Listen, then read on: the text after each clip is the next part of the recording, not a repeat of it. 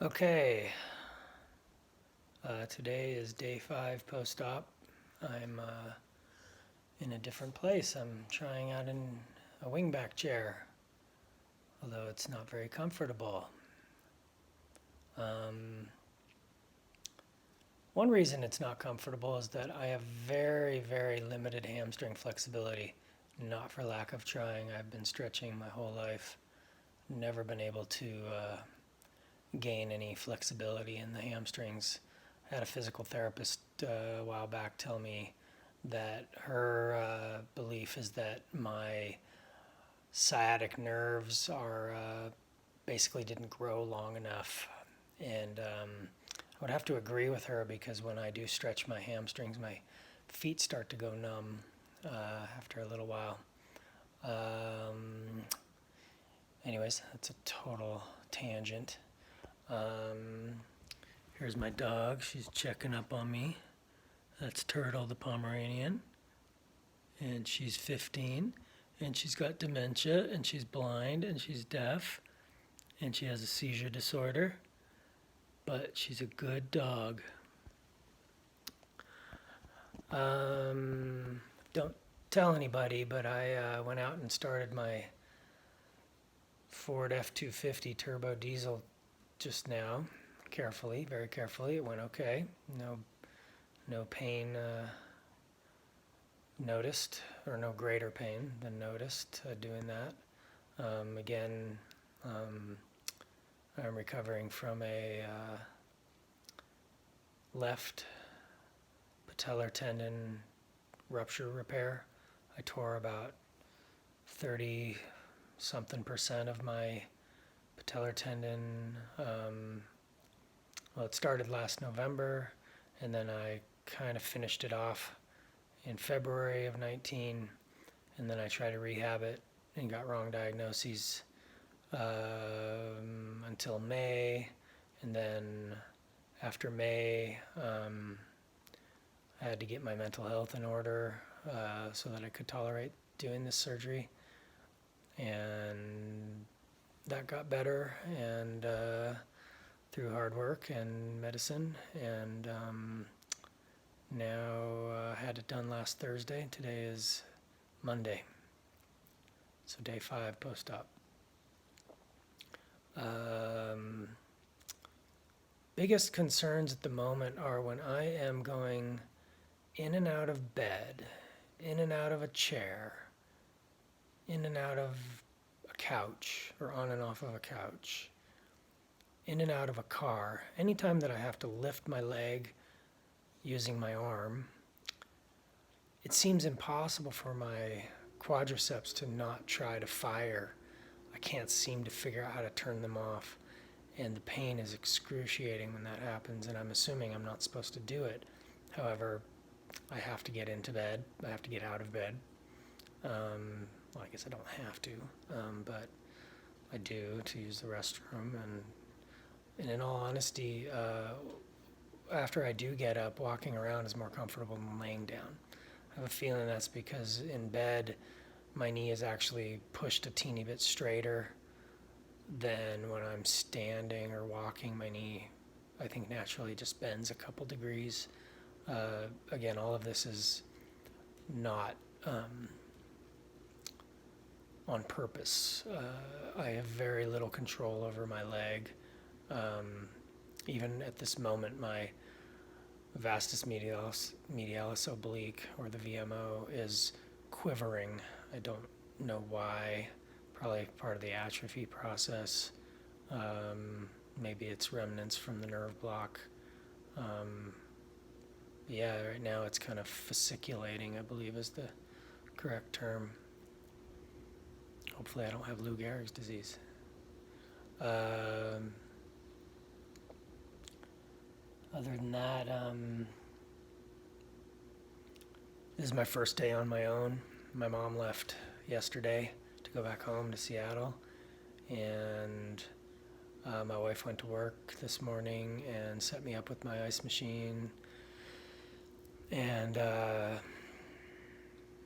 yeah, right now it's about 10:45, so I've been alone a couple hours, and one thing I learned this morning is I tried to wear sweatpants and discovered very quickly that I can't reach my brace to get a hold of it to lift my leg, and I had a really rough get into bed attempt doing that and had to abort, and it was super painful. And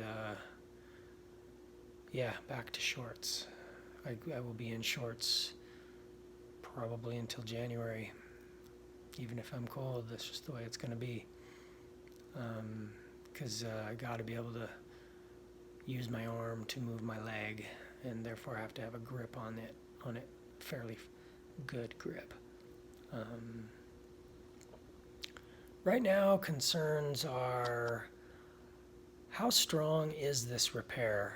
So we got sutures that are woven from distal to proximal in the patellar tendon, and then they're strung through two drilled holes in the patella and tied off, I imagine. I guess they're there for a reason. And my concern is whenever I do have these muscle contractions, inadvertently, am I actually causing damage to this repair? The obsessive compulsive side of me says, I've ruined the surgery, I'm screwed, I should call the surgeon and go right back into surgery as soon as he'll let me. The rational part of my mind says, there's no way that a person can go through this surgery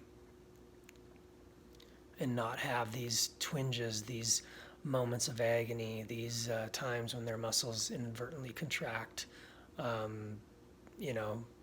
What if this happened to someone who's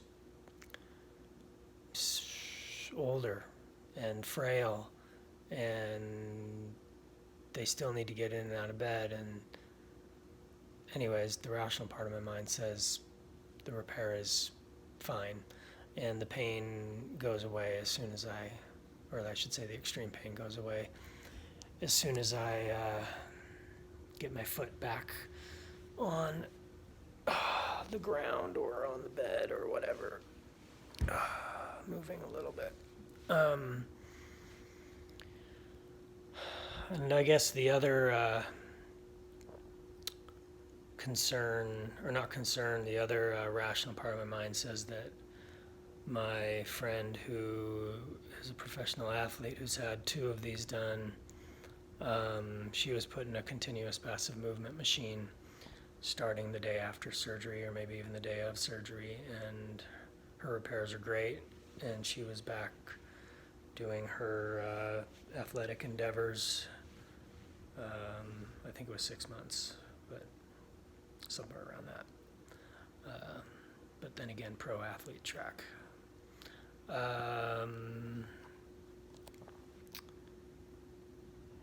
Another concern, so the repair is strong. My body, over time, will produce a new tendon-bone connection between the tendon and the distal part of the patella. And my thought is there's a period of time after the brace has been weaned off and the repair is not, or my body's repair is fresh and new, and my quadriceps are weak from atrophy and disuse. So the rational part of my mind says that phase, however long that is the really, really scary part where you're doing more, you're back at work, doing sort of normal daily movements of daily activity, whatever the hell they're called. And my thought is that is the phase where the worst potential damage could occur. Newly healed, fresh baby connective tissue, and I have a bobble or a stumble or a whatnot, and I'm not using crutches and I'm not using a brace. So what I think I'm going to do, at least until the surgeon says it's not necessary, is probably you have the brace on, God, I don't know, until 6 months. I don't know, off and on. And when I'm in a situation where things might be a little weird, I might just lock it out just for safety. Say it's an icy day. Say I don't know, doing something at work, or I don't know. But I think the long and the short of it is that if I do re-rupture, I will just get it done again. Probably some tears will be shed, and it will be expensive, but as they say, once you do surgery, you can't go back. And if your repair fails, you really have to get it redone because you can't function without it. So that's, God forbid, it should happen. That is what I will do. If it happens again, I will do it again. And I will be as careful as I can be. That is all I can do. And yes, going out to the truck maybe wasn't safe, but I was really cognizant of every placement of crutch or foot. And it was no big deal. I don't know if that's it for the day. Pain is... So I had Vicodin and a Tylenol at 8 p.m. last night, and I have not had one this morning. So let's see, 8 p.m. and it's, what time is it? 10 something, I don't know. So that's a while. That's 14 hours. So pain is holding. It is okay. It is not bad. It is. I'm gonna stand up. The pain is not throbbing as much as yesterday and the day before. So that's pretty good. I'm gonna go as long as possible without a pain pill today. Maybe not the smartest thing to do. I won't let things get to where they were yesterday. Yesterday I made it till noon without any pain meds, and the previous one had been at 8 p.m. the night before. So I'm not exactly taking my medicine as prescribed, but I am really motivated to get off of the narcotics so that I can attempt to drive, and maybe driving won't work. Interestingly, getting into the passenger seat is not bad at all. Getting out is a little harder.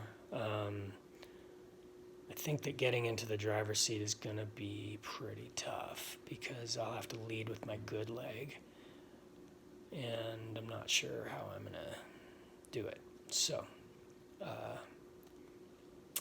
probably have to do it the old-fashioned way where you first sit down sideways on the seat and then put the good leg in first, the right leg, and then follow by hopefully getting the bad leg in after that, and hopefully it goes okay.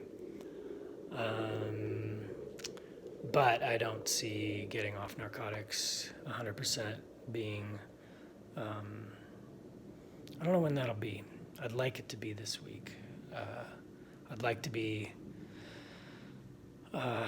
not on narcotics when I go to my post-op appointment on the 24th. Today is the 17th, or something like that. So, yeah, I'd like to, be off of the medicine, and so I have a better idea of what my pain level is, and if possible, I would like to drive on my own. I'd like to be on my own to post-op, but that's going to require that I'm able to drive a day or two before and have tested out driving and have tested out getting in and out on my own and stuff. So chances are it won't happen, but I'd like it to.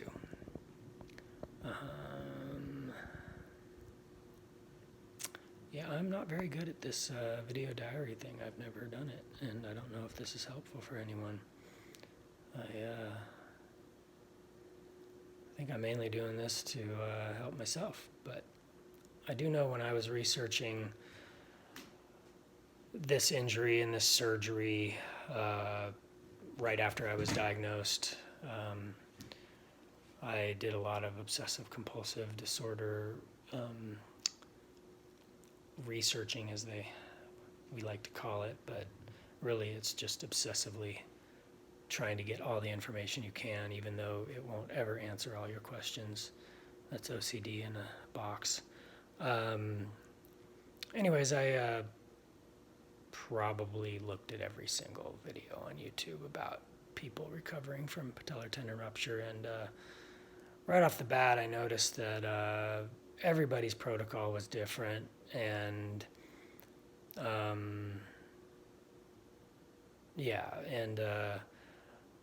I also discovered that my surgeon is, of every single rehab protocol I've read, every single YouTube video I've seen, my surgeon's protocol is far and above more conservative and slower and just really different.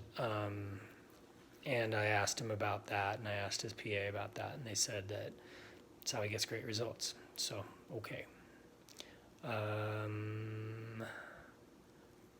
So no going rogue, as they say, and trying other random rehab protocol timings that are at a faster pace than what my surgeon wants me to do. Yeah, standing up is way more comfortable than laying down, but it gets tiring after a while because I don't know, just standing isn't easy. Take it from the King's Guards in Great Britain. Maybe it's really, really hard.